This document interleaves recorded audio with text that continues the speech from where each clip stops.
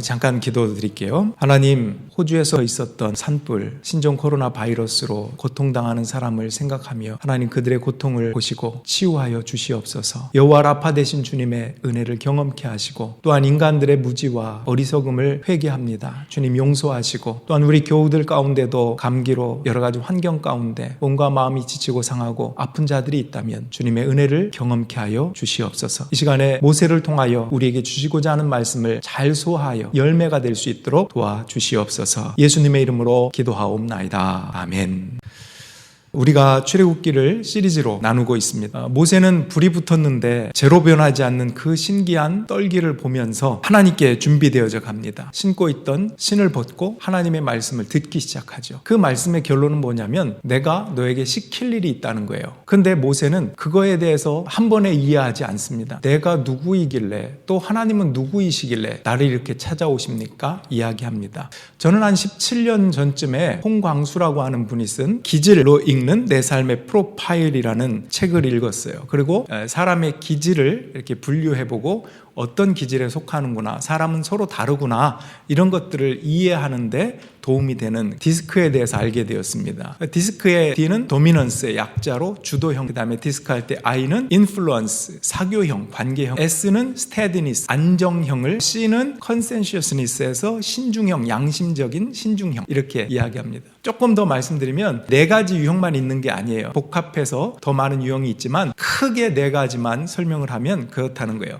D형은 리더십이 있다면 어떤 주도하는 리더십 유형이랍니다. 그래서 사람의 마음을 꿰뚫기도 하고 전체를 볼 수 있는 능력이 있대요. 그거에 비해서 단점도 있겠죠. 욱하는 기질이 있답니다. 누가 말을 길게 하는 건 도저히 못 참고 못 들어주는, 굉장히 추진력이 있고 좋은 것들이 있습니다. I형은 말씀드린 대로 인플루언스, 영향력을 주고 서로 관계 가운데 사교를 잘하는 사람이 I 유형이라고 그래요. 낭만적이고 관계적인 리더십을 가지고 있고 또 그 사람이 있으면 분위기가 화기애애해지고, 근데 단점도 있답니다. 그는 정리가 잘 안 된대요. 주변의 정리도 잘 못하고 실수를 많이 하고 그렇답니다. 또 3번째로 S형, 스테드니스라고 그랬는데 어떤 리더십이냐? 섬겨주고 평화를 이루는 서번트 리더십을 가지고 있답니다. 그래서 한마디로 평화를 사랑하는 사람, 화를 안 내고, 그 대신 단점이 있다면 천하태평, 조금 게으름, 유아기적 이기심이 나타날 때도 있고 그렇답니다. 근데 굉장히 하나님 나라의 일꾼으로서 쓰임받는 유형이 S 유형이 많다고 그래요. 마지막으로 C형, 이 C형은 믿을 수 있는 거는 사람의 말이 아니라 객관적 논리적인 데이터다, 이런 생각으로 성경을 볼 때도 이게 맞나 틀리나, 사람이 말할 때 이 사람의 말이 맞나 틀리나, 이런 것들을 많이 기준으로 삼고 논리적인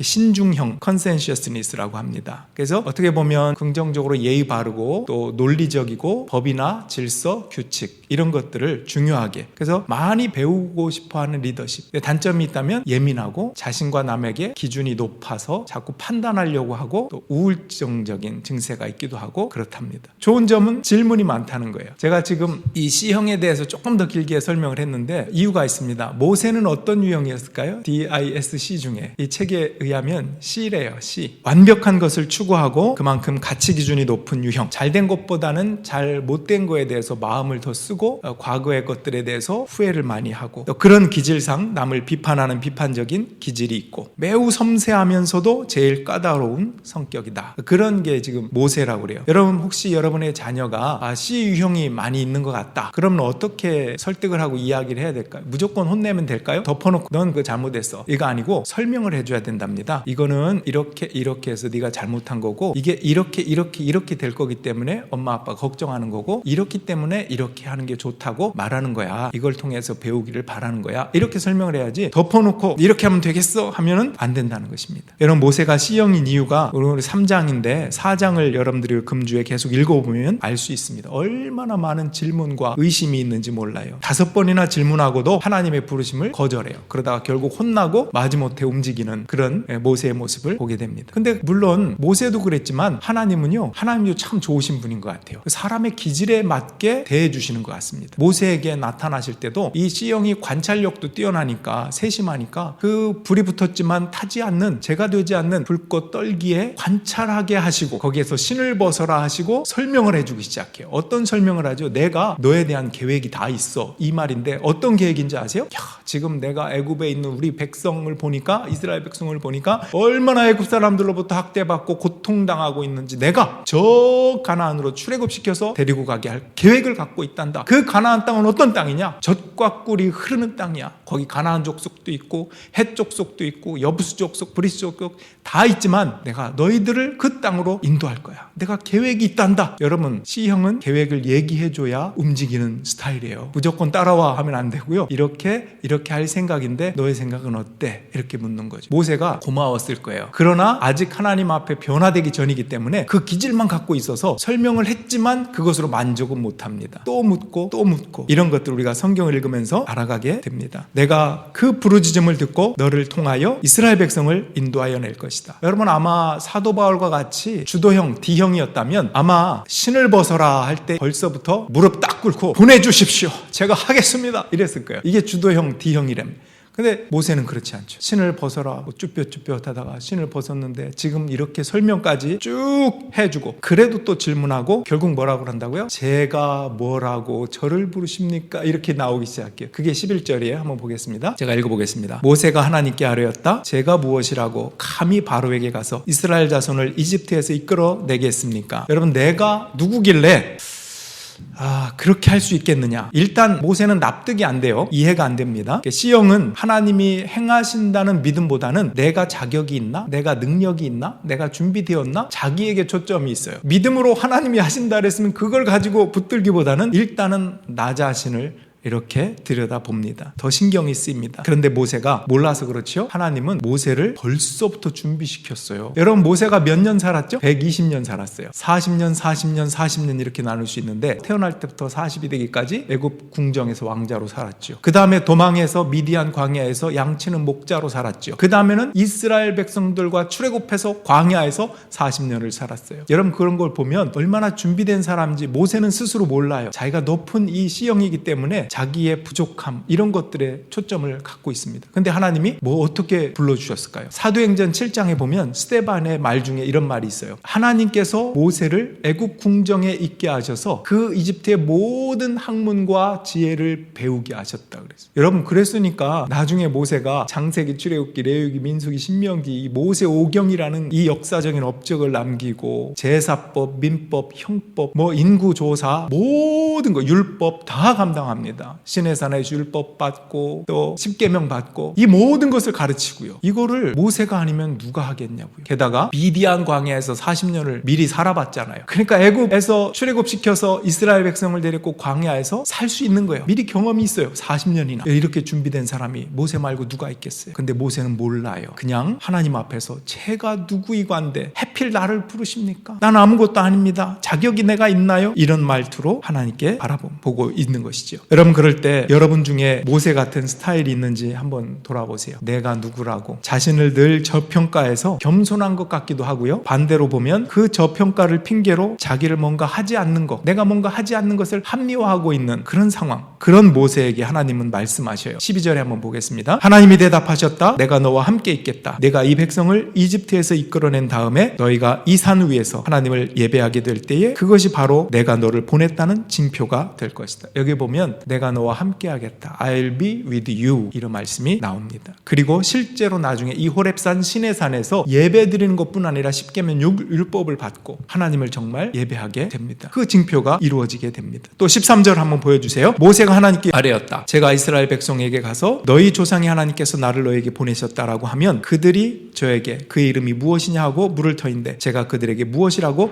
대답해야 합니까? 여기 보면 이번에는 직접 묻지 않아요. 하나님 이름이 뭐예요? 이렇게 묻지 않고 돌려서 논리적으로 따지면서 묻습니다. 만약에 하나님이 이렇게 하라고 하시는데 제가 그 백성들에게 갔을 때 그들이 아이고 야 그 하나님 이름이 뭐래니? 물어보면 제가 뭐라고 대답해야 돼요? 이렇게 돌려서 얘기했어요. 이 말은 결국 나도 당신의 이름이 궁금해요. 이름이 무엇입니까? 하고 묻는 거죠. 아마 관계형인 I형, 인플루언스 형이었다면 야 하나님이 나랑 함께 하신다고? 신난다. 하트 뿅뿅 하면서 친구에게 연락하려고 가다가 하나님이 근데 나한테 뭘 맡기셨지? 까먹었네? 하고 돌아갔을 거예요. 그렇게 재밌게. 근데 이 신중형 C형이었던 모세는 이 말을 듣고도 하나님이 나는 스스로 있는 자라는 대답을 듣거든요. 근데 그것으로 끝나나 한번 보세요. 자, 14절을 보여주시면 한번 읽어보겠습니다. 14절 앞에 보시고 시작. 하나님이 모세에게 대답하셨다. 나는 곧 나다. 너는 이스라엘 자손에게 이르기를 나라고 하는 분이 너를 그들에게 보냈다고 하여라. 여기 보면 나는 곧 나다. I am who I am. 저는 이 표현을 처음 읽을 때 기가 막히다. 그렇지. 하나님은 뭐 어떤 이름으로 규정할 수 없는 분이야. 나는 나지. 뭐라고 어떻게 이름을 얘기할 수 있겠어. 그랬는데요. 최근에 제가 말씀을 또 보고 준비하다가 그 비블리아 팟캐스트라고 하는 팟캐스트에서 아주 멋진 해석을 듣게 되었어요. 근데 이분이 이제 구약학을 전공하시고 이스라엘에서 공부하신 분인데 I am who I am 이것을 어떻게 해석했냐면 I'll be what I will be. 이게 더 정확할 것 같다는 거예요. 왜냐하면 히브리 원문에 보면 이 I am who I am이라고 표현된 그 부분이 미완료형이랍니다. 미완료형은 히브리어에서 현재도 되고 과거도 되고 미래도 된대요. 그래서 과거의 어떤 하나님인지 현재의 어떤 하나님인지 미래의 어떤 하나님일지 내가 하는 일을 통해서 나를 알 수 있다. 이런 의미에서 I'll be what I will be. 이게 조금 더 정확한 해석이 아닐까 제안을 하더라고요. 제가 좀 와닿더라고요. 지금 모세는 뭘 알겠어요. 나는 나다 라고 하면 그런가 보다 하겠는데 I'll be what I will be 하면 그렇지. 우린 미리 알고 있으니까 그렇지. 모세를 통해서 지금 불러서 출애굽시켜가지고 광야에서 그 모든 홍해를 건너고 구름기둥 불기둥 이런 것으로 기적을 만나도 주시고 결국은 입가나안 시켜주실 그 모든 과정들이 앞으로 펼쳐질 건데 그렇게 행하실 하나님을 통해서 하나님이 어떤 분이신지를 알라고 하시는 건데 우리는 이게 스토리를 아니까 그래서 제가 와닿더라고요. 한번 따라할까요? I will be what I will be.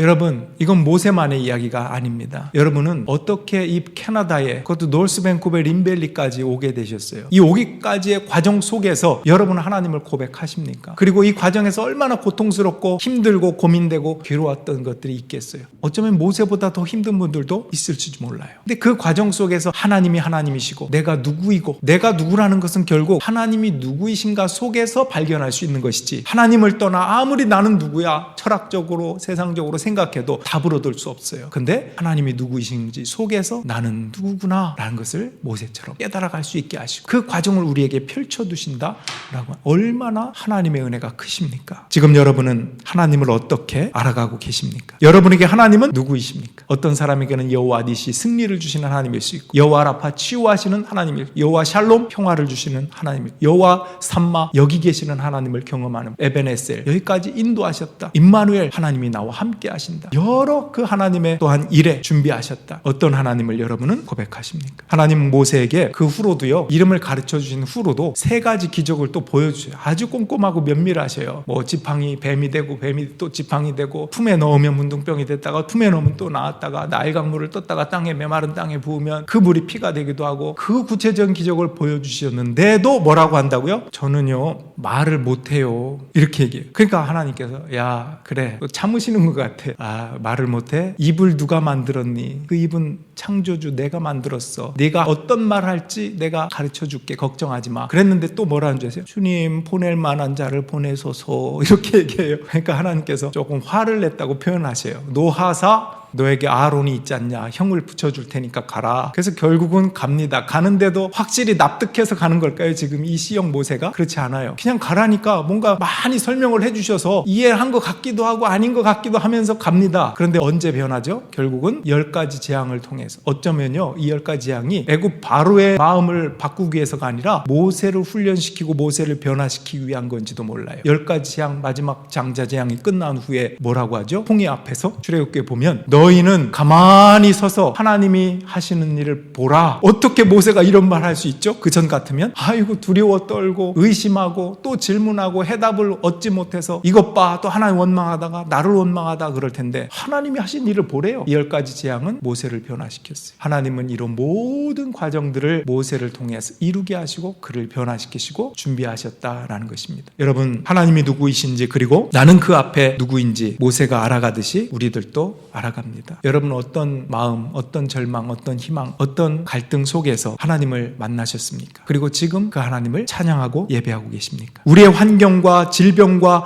고통 속에서 어떤 하나님을 여러분은 기대하고 찾고 계십니까? 하나님은 하나님이시. 그야말로 나는 나다. 내가 할 일을 통해서 내가 누구 어떤 존재인지를 봐라. 하나님은 오늘 그렇게 말씀하시. 그 앞에서 마음의 문을 열고 그렇습니다. 내가 지금까지 지내온 것도 하나님의 은혜요. 그렇기 때문에 앞으로 거기까지도 하나님이 인도하실 줄로 믿습니다. 라고 하는 마음으로 그렇게 나가는 것이 얼마나 은혜롭고 아름답고 믿음이 있는 삶이겠습니까? 여러분 아까 질문 드렸어요. 여러분 중에 내가 모세과다라고 생각이 드는 분이 계시냐 물었어요. 저는 모르지만 여러분들이 스스로 질문해 보세요. 우리의 삶의 유형은 많습니다. 내 존재, 나를 어떤 기준으로 감아놓으셨는지 우리의 성격과 기질과 성품은 다 다르죠. 그러나 하나님은 아신다고요. 특별히 오늘 말씀드린 이 모세를 통하여 그런 기질을 갖고 있는 분이 있다면 내가 하나님 앞에 다가갈 때 하나님은 나를 아셔요. 많은 질문, 의심 이것이 나쁜 게 아닙니다. 하나님은 대답해 주시고 내 삶의 모든 과정을 통해서 일일이 가르쳐 주실 것입니다. 그러나 거기에 머물지 말라는 거죠. 내 마음을 더 열고 내가 내 자신이 아직 준비되지 않았다는 것 때문에 내가 부족하다는 것 때문에 그것을 핑계로 해서 하나님 앞에 또는 사람 앞에 가정과 교회와 직장과 사회 앞에 뭔가 해야 될 일들을 계속 미루고 있는 것은 아닌지 완벽할 때까지 기다리느라고. 근데 하나님께서는 믿음으로 나를 바라봐라. 그럴 때 그 모든 부족함은 채워질 것이다 말씀하시는 거지 끝까지 기다리시는 게 아니에요. 너 그럼 죽을 때까지 한번 준비해봐. 죽을 때쯤 돼서 내가 한번 부르지. 이런 분이 아니에요. 하나님께서는 어느 정도 때가 되셨을 때 자 추스르고 일어나자. 내가 너와 함께한다. I'll be with you. 또 내가 누구인지를 알고 네가 누구인지를 알아라. 이렇게 이끌어주시는 분이에요. 얼마나 감사해요. 여러분 시연과 같은 분들이 있다면